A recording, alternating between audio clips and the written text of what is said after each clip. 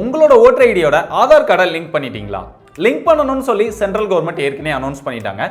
ஒருவேளை நீங்க லிங்க் பண்ணல அப்படின்னா உங்களுடைய மொபைல் போன்லயே நீங்க லிங்க் பண்ணிக்க முடியும். எப்படி லிங்க் பண்றது? வீடியோக்குள்ள டீடைல்டா பார்ப்போம்.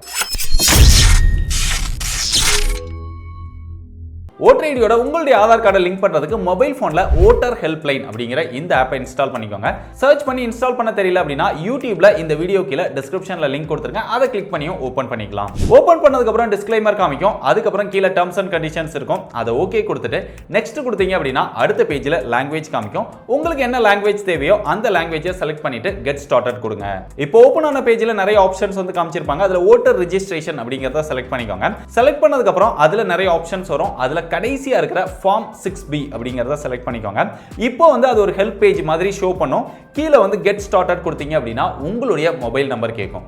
அந்த இடத்துல மொபைல் நம்பரை என்டர் பண்ணி சென்ட் ஓடிபி அப்படின்னு கொடுங்க. உங்களுக்கு ஒரு ஓடிபி வரும். அந்த ஓடிபி என்டர் பண்ணி சப்மிட் பண்ணுங்க.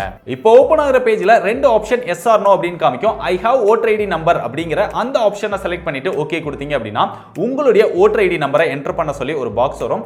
அந்த பாக்ஸ்ல உங்க ஓட்டர் ஐடியை பார்த்து தெளிவா அந்த நம்பரை வந்து என்டர் பண்ணுங்க.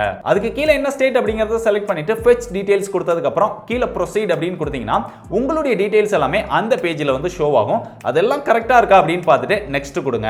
இப்போ ஓபன் ஆகிற பேஜ்ல உங்களுடைய ஆதார் நம்பர் கேட்கும். உங்களுடைய ஆதார் கார்டை பார்த்து அந்த நம்பரை கரெக்ட்டா என்டர் பண்ணுங்க. அதுக்கு கீழே mobile number, email ID, place இந்த டீடைல்ஸ் எல்லாமே கேட்கும்.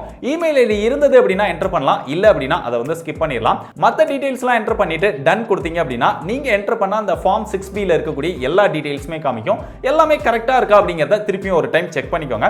செக் பண்ணிட்டு இப்போ கடைசியா கன்ஃபார்ம் கொடுத்துட்டீங்க அப்படின்னா உங்களுடைய ஃபார்ம் வந்து சப்மிட் ஆகி ஒரு ரெஃபரன்ஸ் நம்பர் வந்துரும். இந்த ரெஃபரன்ஸ் நம்பரை நீங்க நோட் பண்ணி வச்சுக்கலாம். அதை வச்சு நீங்க ட்ராக் பண்ணிக்க முடியும். இப்போ உங்களுடைய ஃபார்ம் சப்மிட் ஆனதுக்கு அப்புறம் உங்களுடைய எலெக்ஷன் ஆபீசர் உங்களுடைய டீடைல்ஸ் எல்லாம் செக் பண்ணிட்டு உங்களுடைய ஆதார் கார்டை உங்களுடைய ஓட்டர் ஐடியில லிங்க் பண்ணி விட்டுருவாங்க. சோ இந்த வீடியோ உங்களுக்கு யூஸ்ஃபுல்லா இருந்தது அப்படின்னா ஓட்டர் ஐடி வச்சிருக்கிற எல்லாருக்குமே இந்த வீடியோ ஷேர் பண்ணிக்கோங்க. இதே மாதிரி நிறைய யூஸ்ஃபுல்லான விஷயங்கள்லாம் பார்த்து தெரிஞ்சுக்க மறக்காம டெக் பீடிஸை ஃபாலோ பண்ணிக்கோங்க.